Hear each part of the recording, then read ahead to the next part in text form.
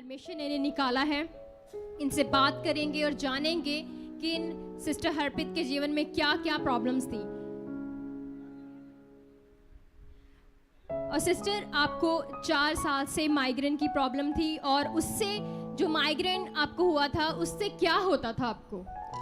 Sister, मुझे ना migraine की प्रॉब्लम 4 साल थी, है ना।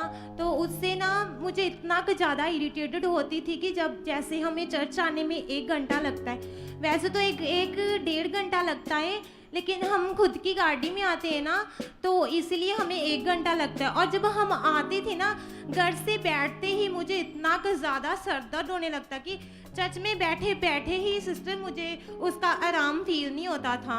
और मैं ये सोचती थी कि आज की मासप्रे में मैं फ्री होंगी।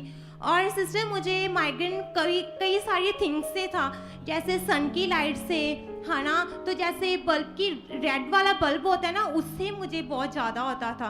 और सेकंड, जैसे मैं रोने लगती थी ना, तो उससे भी बहुत ज़्यादा होता था। और इतना ज़्यादा होता था ना कि सिस्टर मेरी हद से बाहर होता था। और जब हम किसी रिलेटिव्स के घर में जाते थे जना, है ना, तो जहाँ चर्च में आते थे, तो सफ़र करते समय इतना ज़्यादा भयंकर था ना कि मैं सच में हद से बाहर हो जाता था। और मेरा चर्च में बैठे बैठे रोने का मन करता था, वचन सुनने में भी मेरा ध्यान नहीं लगता होता था। सिस्टर, आप प्रभु में कब से हैं?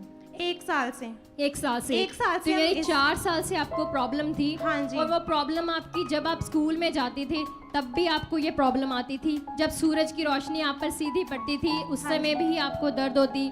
और आपने बताया जैसे हेडलाइट डायरेक्ट, कोई जो हेडलाइट होती गाड़ियों की, उससे भी आपको डायरेक्ट जब लाइट पड़ती आंखों में तब भी सर का दर्द शुरू हो जाता। हाई वॉल्यूम स्पीकर जब आपको आवाज़ पड़ती कानों में तब भी आपको सर में दर्द होता था। और आप कभी कभी किसी बात से नाराज होकर रो पड़ती थी, तब भी आपको सर का दर्द शुरू हो जाता था। हाँ जी सिस्टर, रोने से भी मुझे बहुत ज़्यादा माइग्रेन और प्रॉब्लम हो जाती थी। और सिस्टर, मुझे मेडिसिन खाना नहीं ना अच्छा लगता था, तो मैं ऐसा करती थी कि मैं अपने सर पर कपड़ा बांध लेती थी कि शायद इससे आराम आ जाएगा। लेकिन सिस्टर, उससे आराम नहीं आता था। और मैं फिर ज़्यादा होता था ना कि मैं सर पर पिल्लो ले लेती थी रूम में जाकर ना, तो बेड पर लेकर सर में पिल्लो ऐसे बांध लेती थी कि हाँ इससे आराम आ जाएगा। लेकिन उससे भी नहीं होता था ना, तो सिस्टर मुझे टैबलेट खानी ही पड़ती थी। और टैबलेट से भी एट अ टाइम ही आराम आता था कि पूरी तरह मैं फ्री हो जाऊँ, वो नहीं होता था।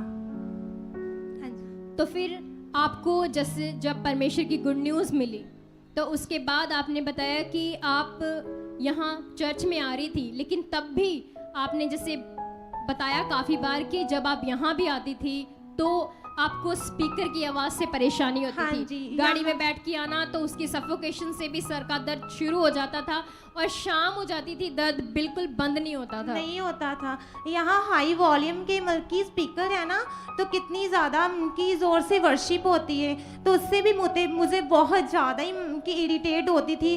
सर दर्द इतना ज़्यादा होता था कि ये नाड़ियाँ ऐसे होती थी फट जानी है अभी इसी वक्त। तो कुछ समय तो आपने इससे सफ़र किया जब आप चर्च में आ रही थी। यहाँ पर तो आप बहुत सारे बड़े बड़े कामों को देख रही थी कि परमेश्वर के, कि जैसे परमेश्वर बहुत भयंकर बीमारियों से निकाल रहा है, तो उससे आपका हियाव बढ़ता था। आप एक अच्छे पॉजिटिव विश्वास से आ रही थी कि मैं भी ठीक होंगी, मुझे भी परमेश्वर ठीक करेगा। तो फिर आप बताइए कि आपकी हीलिंग कैसे हुई, ये माइग्रेन की प्रॉब्लम कैसे गई? सिस्टर, मेरी माइग्रेन की प्रॉब्लम मांसपेशी से हुई थी। और सिस्टर, प्रॉब्लम ये थी कि आई डोंट नो, ये नेगेटिविटी थी या शारीरिकता थी मेरी, लेकिन मैं आगे टेस्टिमनी देने नहीं आती थी। फर्स्ट कि मुझे ये लगता था कि मैं कैमरे के सामने नहीं जाऊंगी, ऐसा होता था कि पता नहीं क्या हो जाएगा, सामने चली जाऊंगी। और सेकंड ये होता था कि मैं सोचती थी मेरा माइग्रेन कोई नॉर्मल नहीं है, मुझे लगता है कि मुझे विश्वास से, अंगीकार से प्रैक्टिकल करना है कि मैं यहाँ सामने आकर उनकी टेस्टिमनी दूंगी।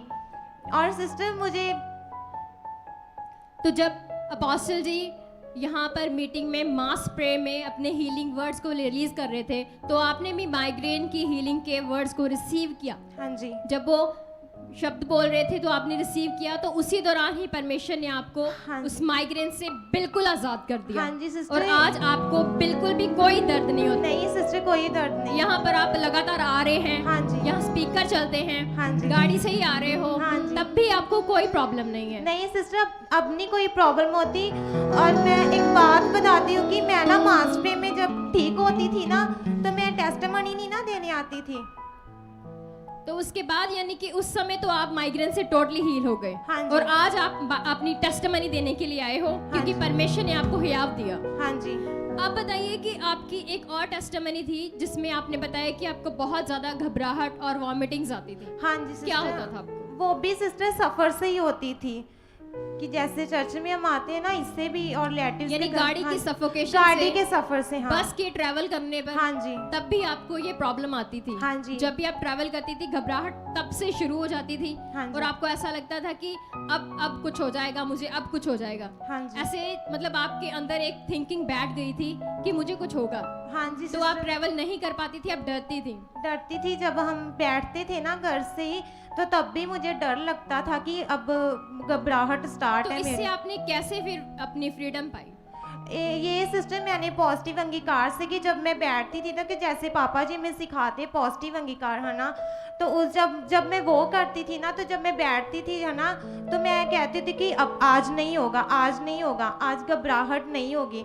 तो सिस्टर ऐसे पॉजिटिव अंगीकार से डेली मैंने अंगीकार करना स्टार्ट किया और मैं फ्री हो गई। अब कुछ नहीं होता। यानी प्रैक्टिकल के द्वारा आपने हाँ जी। इस प्रॉब्लम से भी आजादी पाली। हाँ और जी। आज आप टोटली फ्री हो। हाँ जी सिस्टर। तारीफ करेंगे इनके गवाहियों के लिए, जबरदस्त हाथों को हिलाकर परमेश्वर का धन्यवाद करेंगे कि कैसे परमेश्वर ने 4 साल की माइग्रेन से पूरी तरह से आजाद कर दिया।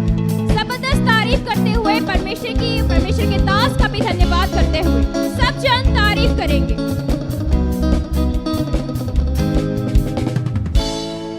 हालेलुया।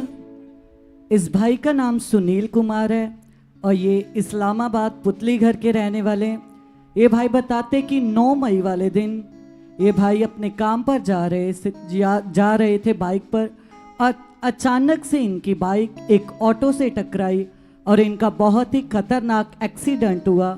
और ये बताते कि जब एक्सीडेंट हुआ तो एक्सीडेंट के कारण ये भाई बहुत जोरदार से गिरे और पूरी तरह से ये ज़मीन पर लेट गए। और ये बताते कि उसके बाद 2-3 दिन के बाद इनके लगातार बैक में दर्द होनी शुरू हो गई। दर्द इतना ज़्यादा था कि ये रोते थे, सहन से बाहर थी। और ये बताते हैं कि जब जिस जगह पर दर्द होती थी इसकी बैक पर, वहाँ पर लगातार स्वेलिंग होती जा रही थी, वहाँ पर लगातार जैसे गिल्टी बन जाती। ये बताते हैं कि जब हम उसे टच करते थे तो जो लेटरिंग वाला पार्ट होता है उस जगह पर इन्हें महसूस होता था कि जैसे एक बहुत बड़ी गिल्टी हो। तो ये बताते हैं कि उसके बाद ये लगातार उस दर्द से रोते रहे, तड़पते रहे। और ये बताते कि इनको उठने बैठने में भी बहुत सारी प्रॉब्लम आती थी। ये 1 हफ्ता लगातार उस दर्द के कारण सो भी नहीं पाए। उसके बाद ये बताते हैं कि जैसे ये बताते कि इनके घर में इनकम का सोर्स केवल ये भाई खुद ही है। तो जैसे ये तो चोट के कारण उठ भी नहीं पा रहे थे, तो ये बताते कि ये 1 हफ्ता लगातार घर ही रहे, काम पर भी नहीं जा पाए। डॉक्टर इन्हें लगातार मेडिसिन दे रहे थे, लेकिन मेडिसिन खाने के बाद भी कोई आराम नहीं आ रहा था।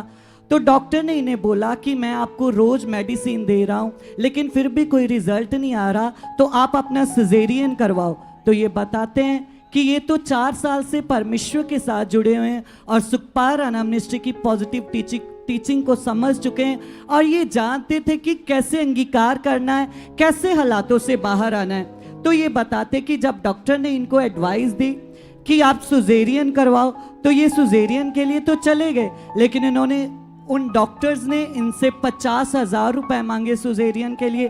तो इनके पास तो इतने पैसे नहीं थे, लेकिन ये जानते थे, इन्होंने देखा था कि कैसे खुदावंद परमेश्वर अपने दास के शब्दों के द्वारा, कैसे जब परमेश्वर अपने दास के द्वारा लोगों को छूता है तो लोग हील होते, लोग बड़ी बड़ी बीमारियों से आज़ादी पाते।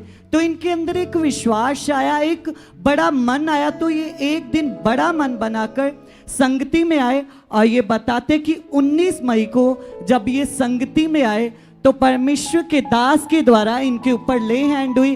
तो आइए हम उस ले हैंड सीन को देखेंगे। कलीसिया हुई 19 मई को।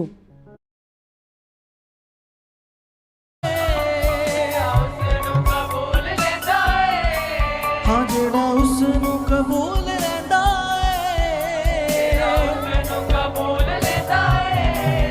ओदी जिंदगी च दुखां नू जगह ना मिले।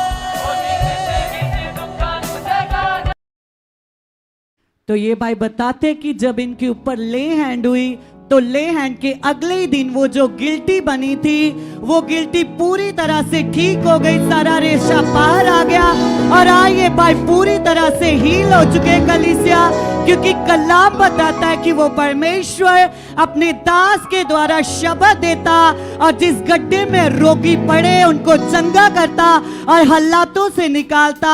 आइए भाई पूरी तरह से हील हो चुके, कोई दर्द नहीं है, ये पूरी तरह से हील हो चुके।